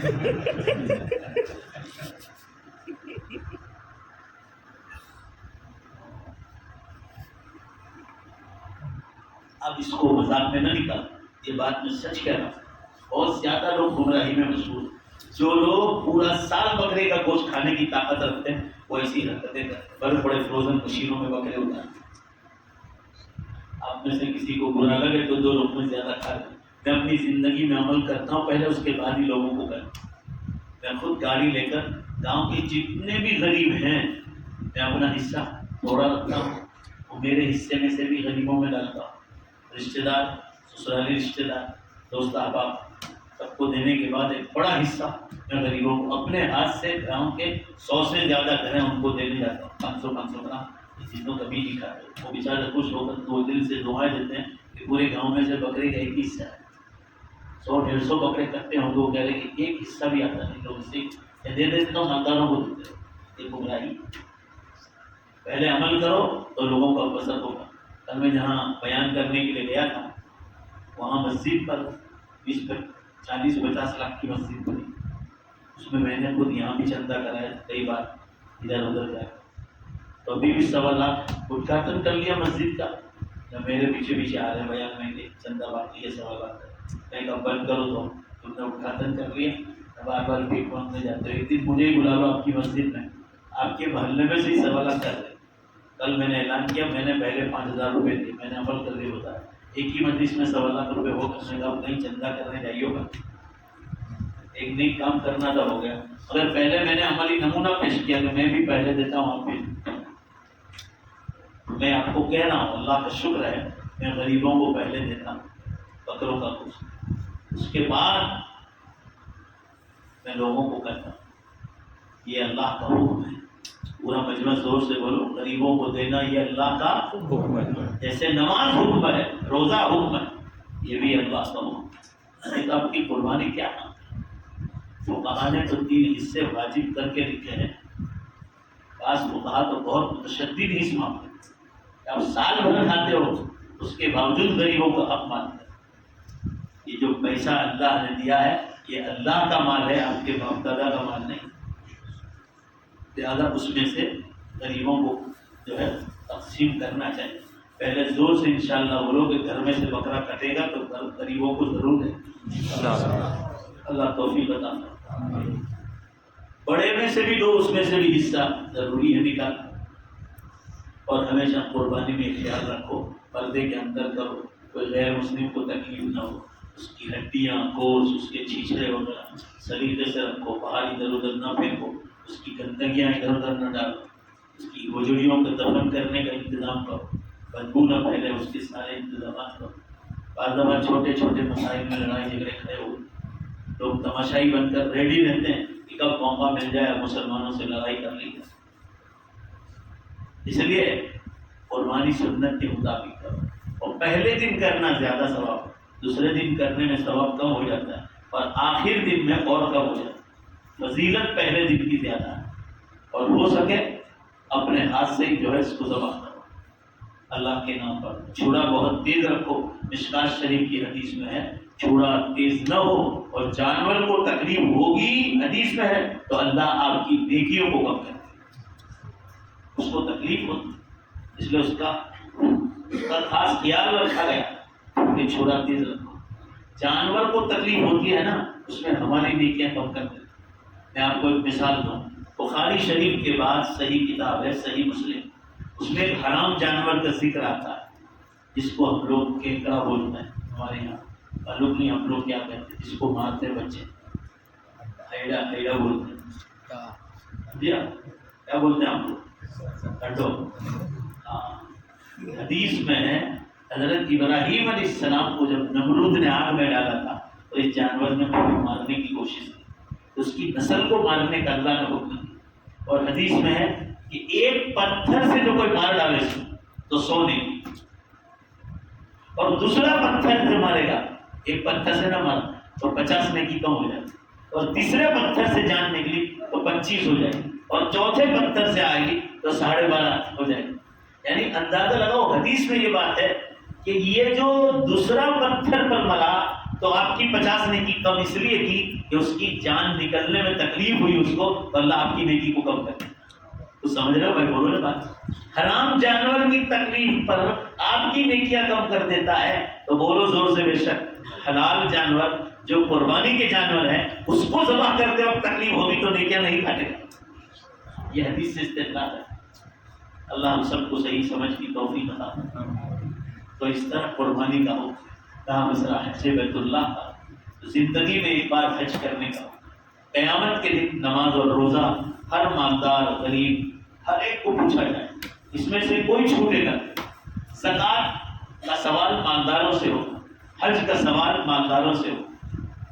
جن جن سالوں میں زکوٰۃ واجب ہے ان سالوں میں زکوٰۃ نکالنی پڑے گی، جن سالوں میں پیسہ نہیں قرضہ آ گیا آپ پر زکوٰۃ بھی واجب ہے، اور جس سال پیسہ آ گیا حج بیت اللہ جانے کا تو آپ کو اسی سال کرنا لازم ہوگا۔ نہیں کیا آپ نے حج اور دوسرے سال گئے تو دوسرے سال میں جتنی سیکنڈ ہوئی 12 مہینے ان ہر سیکنڈ میں آپ کا گناہ لکھا جائے گا کہ آپ نے حج نہیں کیا، آپ گنہگار۔ اب مسجد جاؤ تو بھی گنہگار، باتھ روم میں جاؤ تو بھی گنہگار، کیونکہ آپ پر حج فرض ہو گیا تھا، پاسپورٹ بھی بنا سکتے تھے، ٹکٹ لے کر جا سکتے تھے اور لیٹ کیا تو اب گنہگار۔ یہاں تک کہ فرمایا اگر نہیں کیا اور مر گیا، فرمایا امات یہودین او نصرانین، اللہ کو کوئی پرواہ نہیں اگر وہ بغیر حج کے مرا ہے، حج فرض تھا تو یہودی ہو کر مرے یا عیسائی ہو کر، اللہ کو کوئی پرواہ نہیں۔ کتنی زیادہ دھمکی آئی کہ آپ نماز پڑھتے ہو، روزہ رکھتے ہو، زکوٰۃ بھی دیتے ہو، مگر حج کرنے بھی گئے، حج فرض تھا، یہودی ہو کر مرے یا عیسائی ہو۔ آدمی کو ڈرتے رہنا چاہیے، ہمیشہ اللہ کے حکم کو زندہ کر کے جانا چاہیے۔ اب قیامت بہت قریب ہے، بڑی نشانیاں بہت زیادہ عام ہو گئی، تقریباً 4 بڑی نشانیاں ہو گئی، اور دھرتی کم 300 سے اوپر جائے۔ ابھی 10 دن پہلے دھرتی کم ہوا، کہاں ہوا معلوم ہے؟ کویت میں۔ آپ کا کوئی رشتے دار ہو کویت میں، پوچھو، پورا کویت ہلا دیا اللہ نے فجر کے وقت۔ 4.7 کا اتنا ڈینجر دھرتی کم ہوا کہ لوگوں کو ہلا دیا، لوگ بھاگم بھاگ کر رہے۔ اس سے پہلے چائنا میں ہوا 6.7 کا، اس سے پہلے آسام میں ہوا. آسام میں تو 2 ریلوے کی ٹریک کو اکھاڑ کے پھینک دیا دھرتی کم میں, اور ایک ٹرین انسانوں سمیت سامنے والی ٹرین پر گری, 200 آدمی شہید ہو. روزانہ 300 دھرتی کم ہو رہا ہے. آپ صلی اللہ علیہ وسلم نے فرمایا تھا جب دنیا میں جھوٹ, شراب, جوا, ناچ گان, دھوکہ بازی, لانچ, رشوت, ظلم اور زنا کاری عام ہو, یہ 8 لاکھ مسلم لڑکیاں چلی گئی ایمان چھوڑ کر, یہ کافروں کے ساتھ زنا کاریاں کر رہی ہیں. یہ اور کیا کر, زنا کاری کے بعد چھوڑو مشرک بنتے ہیں, جہنم رسید ہو جائے. اللہ تعالیٰ انہیں دوبارہ اسلام کی طرف آنے کی توفیق عطا فرمائے. لڑکیوں کو گھروں میں آزادیاں مت دو, حالات بہت نازک ہیں. آپ اس سے اندازہ لگاؤ, ابھی 2 کیس میرے پاس آئے, 2 کیس, اللہ گواہ ہے, جھوٹ نہیں بولوں گا, اللہ کے گھر میں بیٹھ. ایک انتہائی خوبصورت عورت, 40 سے عمر زیادہ ہے, 42-43 سال, خوبصورت عورت, میں اس کو جانتا ہوں.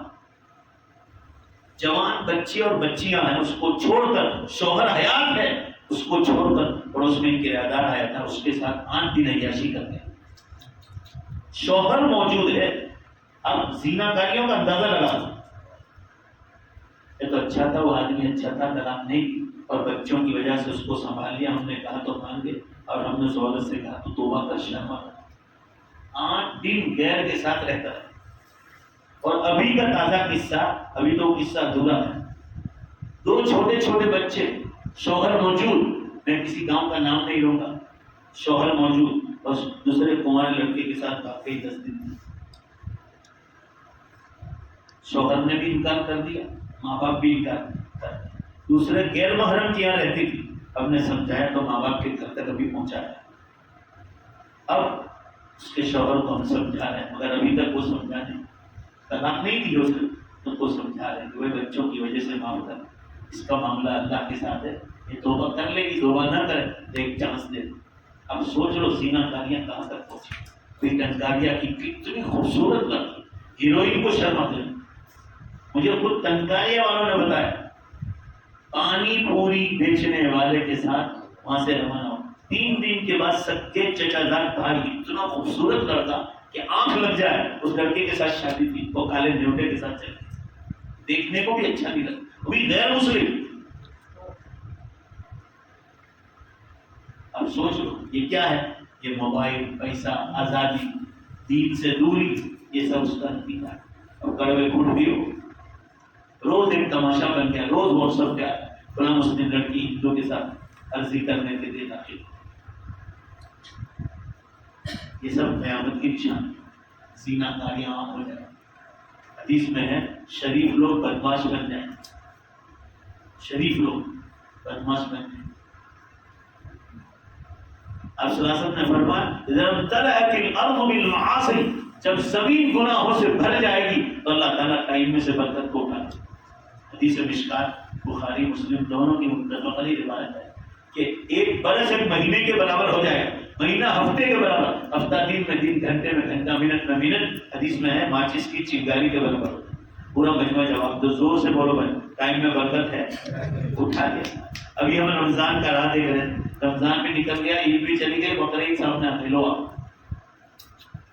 اتنا فاسٹ ٹائم جانا. قیامت بہت.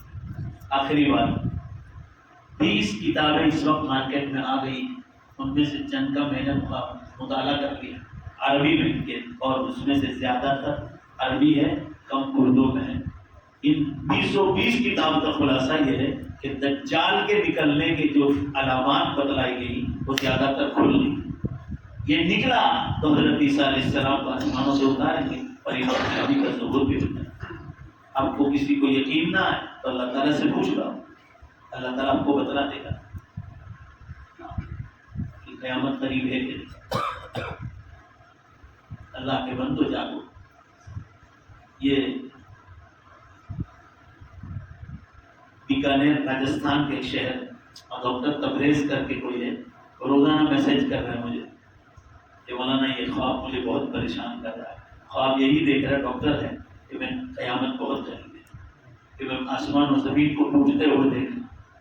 اللہ تعالیٰ اشارہ کر رہے ہیں. بخاری شریف کتاب تعبیر الرؤیا میں ہے کہ جب قیامت بالکل قریب آ جائے گی تو اللہ تعالیٰ ایمان والوں کو قیامت کی نشانیاں خواب میں بتانا شروع کر دیں۔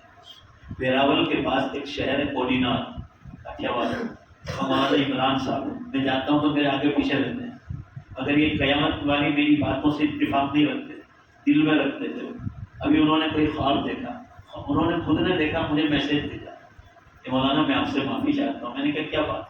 کہا میں نے آپ کو دارالعلوم دیوبند میں گھومتے دیکھا خواب میں، اور میں بھی دیوبند آیا تھا، اور پھر مغرب کی اذان کا وقت ہو گیا اور آپ وہیں ٹہل رہے تھے، اور اتنے میں بالکل اندھیرا ہو گیا، تھوڑی دیر میں مغرب کی اذان ہو گئی، اور پھر سخت اندھیرے میں نے خواب میں دیکھا کہ سورج پشچم سے نکل گیا۔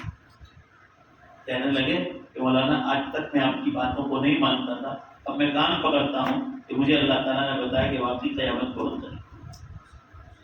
مان جاؤ مسلمانوں، مان جاؤ، چند برس باقی، چند برس باقی۔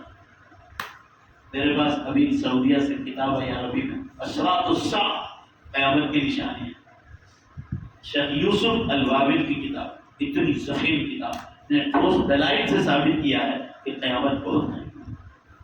اگر امت سو رہی، سب سے پہلے نماز کی پوچھو، پھر روزے کی، پھر کسی کو قتل کیا ہوگا بندوں کے حق میں، اس کا حساب ہو، پھر زکات، پھر حج، پھر قربانی، بندوں کے حقوق، بیوی، بچے، شوہر، ماں باپ، پڑوسی، جانور، سب کے حلال روزی، سب کے حالات پوچھے جائیں گے۔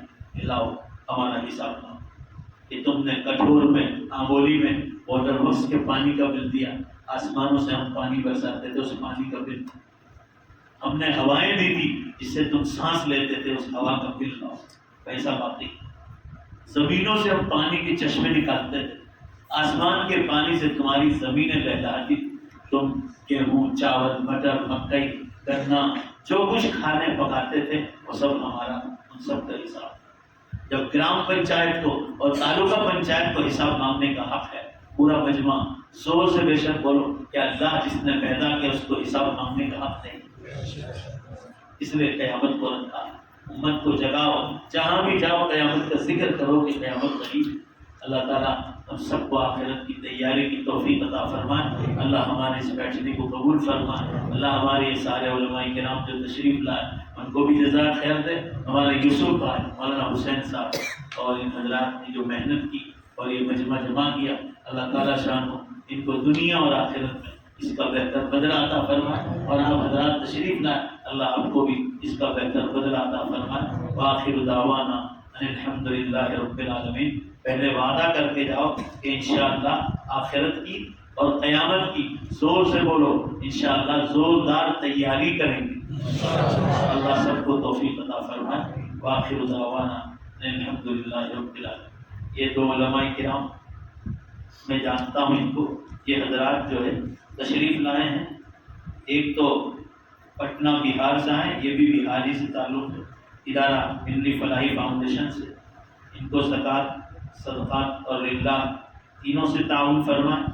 اور جو دوسرے مول صاحب ہیں وہ مسجد کی تعمیر کے لیے آئے ہیں، یہ دربھنگہ بہار سے ہیں، مسجد کا کام جاری ہے، یہ جتنا مجمع آیا ہے دونوں حضرات کو آپ دل کھول کر مدد کر کے جاؤ، اللہ آپ کے عطیات کو قبول کرے گا۔ ہم تھوڑا تھوڑا سب دیں گے تو ہم قریب نہیں ہو جائیں گے، یہ غریب علاقے سے اندر بیٹھو، اندر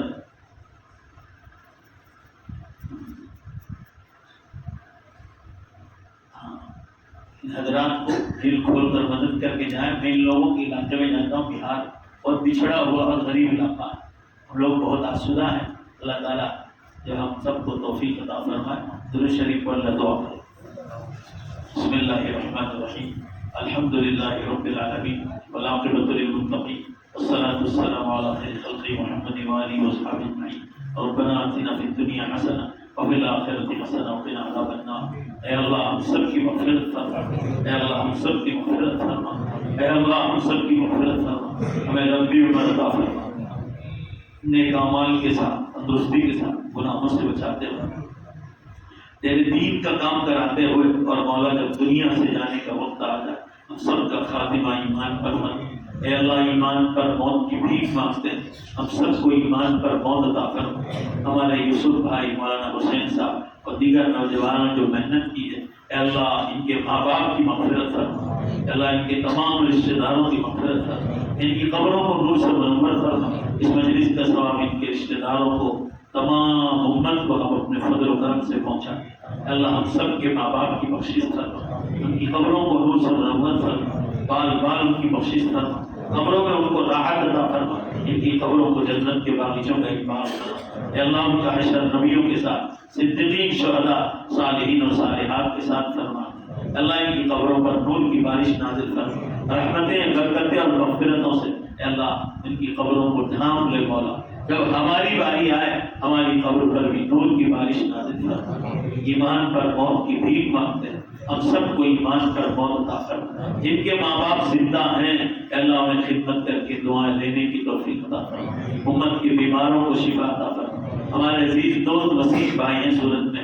ان کی والدہ بیمار ہے، اللہ اس والدہ کو مکمل شفا جلد سے جلد عطا فرما، یہ علماء کی خدمت کرنے والے نوجوان ہیں اے اللہ ان کا خیال کر کے ان کی ماں ان کی والدہ کو مکمل شفا یابی عطا فرما، اور بھی امت میں جو بیمار ہیں سب کو شفا عطا فرما، ہم سب کے یہاں جمع ہونے کو قبول فرما، یہ دور دراز سے مجمع آیا ہے اے اللہ سب کو قبول فرما، سب کو جزائے خیر عطا فرما، ہم سب کے یہاں جمع ہونے کو قبول فرما، اے اللہ قربانی کے دن آ رہے سکون کے ساتھ، اطمینان کے ساتھ، روحانیت اور نورانیت کے ساتھ یہ مبارک دن گزر جائے، ایسی مدد نازل فرما، لڑائی جھگڑوں سے امت کی اس مبارک دنوں میں حفاظت فرما، اے اللہ رب الشرما نے جو بد حرکت کی ہے اے اللہ ہم کچھ بدلہ لینے چاہیں گے، یا تو کچھ نہیں ہوگا اور ہوگا تو ادھورا ہوگا، اور میرے مولا تو کرے گا تو پورا ہی کرے گا، مولا تو ہمارا بدلہ تو لے لے، ہمارا بدلہ تو لے لے، ان ظالموں کو لگام عطا فرما، اے اللہ ان کو منہ کی کھلا دے، اس سال